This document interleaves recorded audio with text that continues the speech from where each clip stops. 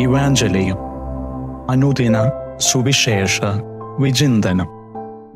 ഈശോനാഥനിൽ സ്നേഹം നിറഞ്ഞ സഹോദരീ സഹോദരന്മാരെ, ആണ്ടുവട്ടം 23-ാം വാരം തിങ്കളാഴ്ച പരിശുദ്ധ കന്യകാമറിയത്തിൻ്റെ ജനന തിരുനാളിൻ്റെ എല്ലാവിധ മംഗളങ്ങളും ആശംസിക്കുന്നു. മറിയത്തിൻ്റെ ജനനത്തിന് ഒരു പ്രത്യേകതയുണ്ട്. അവൾ അമലോദ്ഭവയാണ് എന്നത് തന്നെയാണ് അത്. 1854 9-ാം പീസ് പാപ്പ മറിയത്തിൻ്റെ അമലോദ്ഭവം ഒരു വിശ്വാസ സത്യമായി പ്രഖ്യാപിക്കുന്നത്. ഉത്ഭവം മുതൽ, അതായത് അമ്മയുടെ ഗർഭപാത്രത്തിൽ തുടങ്ങി, ദൈവം തൻ്റെ പ്രത്യേക അനുഗ്രഹത്താലും ആനുകൂല്യത്താലും യേശുക്രിസ്തുവിൻ്റെ രക്ഷാകര പ്രവർത്തനത്തിൻ്റെ ഫലങ്ങൾ മുൻകൂട്ടി ഉപയോഗിച്ച് മറിയത്തെ ഉത്ഭവ പാപത്തിൽ നിന്നും മുക്തിയാക്കി. ഇതാണ് ഈ വിശ്വാസ സത്യത്തിൻ്റെ കാതൽ. നമുക്ക് ജ്ഞാനസ്നാനത്തിലൂടെ ലഭിക്കുന്നത് മറിയത്തിന് മുൻകൂട്ടി നൽകി എന്ന് പറയാം. പിന്നീട് ലൂദിൽ മറിയം ബർണദത്തിന് പ്രത്യക്ഷപ്പെട്ടു. ഞാൻ അമലോദ്ഭവിയാകുന്നു എന്ന് പ്രഖ്യാപിച്ചു. ഇത് വിശ്വാസികൾക്ക് വിശ്വാസ സ്ഥിരീകരണമായിരുന്നു. അഭിലാഷ് പ്രൈസറിന്റെ നിൻവിരൽ തുമ്പിൽ എന്ന മനോഹരമായ ഗ്രന്ഥത്തിൽ മറിയത്തിന്റെ ജനനത്തെക്കുറിച്ച് അദ്ദേഹം വിവരിക്കുന്നത് ഇപ്രകാരമാണ്: കുളിച്ച് ശുചിയായ പ്രഭാതത്തിൽ വീടിന് പുറത്തിറങ്ങാൻ തുടങ്ങുന്ന നിങ്ങൾ രാത്രിമഴയിൽ നനഞ്ഞ് വല്ലാതെ ചെളി നിറഞ്ഞിരിക്കുന്ന മുറ്റം കണ്ടുവന്നിരിക്കട്ടെ. നിങ്ങളുടെ പ്രതികരണം എന്തായിരിക്കും? ചുവടുവയ്ക്കാൻ ഒരു നുള്ളു മണ്ണെങ്കിലും ഉണ്ടോ എന്നായിരിക്കും നിങ്ങൾ അന്വേഷിക്കുക. ഉണ്ടെങ്കിൽ അവിടെയായിരിക്കും നിങ്ങൾ ആദ്യം ചുവടുവയ്ക്കുക. ഇത് മനുഷ്യന്റെ സ്വാഭാവിക പ്രതികരണമെങ്കിൽ മറിയത്തിന്റെ അമലോദ്ഭവം ഏറ്റവും ലളിതമായ യുക്തിക്ക് പോലും വഴങ്ങുന്നതാണ്. പരിശുദ്ധിയുടെ തമ്പുരാൻ ഭൂമിയിലേക്ക് ചുവടുവയ്ക്കാൻ തീരുമാനിക്കുമ്പോൾ ഏത് നുള്ളു മണ്ണ് അവൻ തിരഞ്ഞെടുക്കും? അവൻ തിരഞ്ഞെടുത്ത ആ വെൺമണ്ണാണ് മറിയം അമലോദ്ഭവ. ആ വെൺമണ്ണിൽ അഴുക്ക് പുരളാൻ, പാപത്തിന്റെ നിഴലെങ്കിലും വീഴാൻ പരിശുദ്ധിയുടെ തമ്പുരാൻ അനുവദിക്കുമോ? നിന്റെ പാദങ്ങൾ കഴുകുന്നില്ലെങ്കിൽ നിനക്കെന്നോടുകൂടെ പങ്കില്ലെന്ന് തീർത്തു പറയുന്നവൻ, പരിശുദ്ധിയെക്കുറിച്ചുള്ള ബോധ്യം സൂക്ഷ്മാണുവിൽ കൂടി നിറഞ്ഞു നിൽക്കുന്നവൻ തൻ്റെ പിറവിയുടെ ഈറ്റില്ലത്തിൻ്റെ പരിശുദ്ധി അവഗണിക്കുമോ? സ്നേഹം നിറഞ്ഞവരെ, ദൈവം നമുക്ക് നൽകിയ അമ്മയാണ് പരിശുദ്ധ അമലോദ്ഭവ മാതാവ്.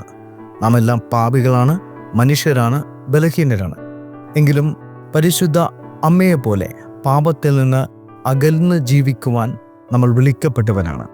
അമ്മയുടെ മാതൃക നമുക്ക് ഏറ്റെടുക്കാം. ഒന്ന്, അനുദിന ജീവിതത്തിലെ കുരിശുകൾ ഏറ്റെടുക്കുന്ന വ്യക്തികളായി തീരാം. ലൂക്കായുടെ സുവിശേഷം 2-ാം അധ്യായം 34 മുതൽ 35 വരെ വാക്യത്തിൽ നമ്മൾ കാണുന്നു: ശിമിയോൻ മറിയത്തെ അനുഗ്രഹിച്ചുകൊണ്ടാണ് നിന്റെ ഹൃദയത്തിലൂടെ ഒരു വാൾ തുളച്ചു കയറും എന്ന് പറയുന്നത്. അനുദിന ജീവിതത്തിലെ കുരിശുകൾ ഏറ്റെടുക്കാൻ തയ്യാറാകാം. കുറെ കൂടി നല്ല വ്യക്തിയാകാൻ ചില കുരിശുകൾ നമ്മൾ ഏറ്റെടുത്തേ മതിയാകൂ. വീണ്ടും നല്ല പതിവുകൾ നമുക്കുണ്ടാവട്ടെ. ലൂക്കായുടെ സുവിശേഷം 2-ാം അധ്യായം 41 മുതൽ 52 വരെയുള്ള വാക്യത്തിൽ ബാലനായ യേശുവിനെ ദേവാലയത്തിൽ കാണാതാകുന്നത് നമ്മൾ കാണുന്നുണ്ട്. അവിടെ ശ്രദ്ധിക്കേണ്ട ചില വാക്കുകളുണ്ട്. ആണ്ടുതോറും പെസഹ തിരുനാളിന് ജെറുസലേമിൽ അവർ പോയിരുന്നു. പതിവനുസരിച്ച് അവർ തിരുനാളിന് പോയി. ആണ്ടുതോറും പതിവനുസരിച്ച് അവർ.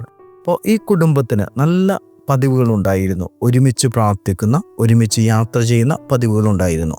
നമ്മുടെ കുടുംബത്തിലും നല്ല പതിവുകൾ ഉണ്ടാവട്ടെ. ഒരുമിച്ച് പ്രാർത്ഥിക്കുന്ന, ഒരുമിച്ച് ഭക്ഷണം കഴിക്കുന്ന, ഒരുമിച്ച് സംസാരിക്കുന്ന പതിവുകളൊക്കെ ഉണ്ടാവട്ടെ. മൂന്നാമതായി, സമ്പൂർണ്ണ സമർപ്പണം പരിശുദ്ധ കന്യകാമറിയത്തിന് ഉണ്ടായിരുന്നു. നമുക്കും നമ്മളെ തന്നെ പൂർണ്ണമായി ദൈവത്തിന് സമർപ്പിക്കാം. വീണ്ടും, നന്മ ചെയ്യാനും തിന്മയിൽ നിന്ന് അകലാനും പരിശുദ്ധ കന്യകാമറിയം തിടുക്കം കൂട്ടി. എലിസബത്തിനെ സന്ദർശിക്കുവാൻ തിടുക്കത്തിൽ യാത്ര പുറപ്പെട്ട മറിയത്തെ നമ്മൾ കാണുന്നുണ്ട്. അതുപോലെ തന്നെ പരിശുദ്ധ കന്യകാമറിയം എളിമയോടെ ജീവിച്ച വ്യക്തിയാണ്. ലൂക്കായുടെ സുവിശേഷം 1-ാം അധ്യായത്തിൽ നമ്മൾ കാണുന്നു, മറിയം എലിസബത്തിനെ സന്ദർശിക്കുന്നു. വചനം കോറിയിടുന്ന വാക്ക് മറിയം അവളോടുകൂടെ 3 മാസത്തോളം താമസിച്ചു എന്നതാണ്. ദൈവത്തിൻ്റെ അമ്മയാണ് എലിസബത്തിനെ ശുശ്രൂഷിക്കുന്നത്. മറിയത്തിൻ്റെ എളിമയാണ് ത്രിത്വത്തിലെ 2-ാം ആളായ പുത്രനെ അവളുടെ പക്കലേക്ക് ആകർഷിച്ചത് എന്ന് വിശുദ്ധ അഗസ്റ്റിൻ പറയുന്നു. സ്നേഹം നിറഞ്ഞവരെ, മറിയത്തിൻ്റെ അനുകരണീയമായ എല്ലാ ഗുണങ്ങളും നമുക്ക് നമ്മുടേതാക്കി തീർക്കാം. പരിശുദ്ധ കന്യകാമറിയത്തിൻ്റെ ജനനത്തിരുനാളിൻ്റെ എല്ലാവിധ മംഗളങ്ങളും ആശംസിക്കുന്നു. അമ്മയുടെ ശക്തമായ മാധ്യസ്ഥം എന്നും നമുക്ക് താങ്ങും തണലും തുഷാരവുമായി വർത്തിക്കട്ടെ. ആമേൻ.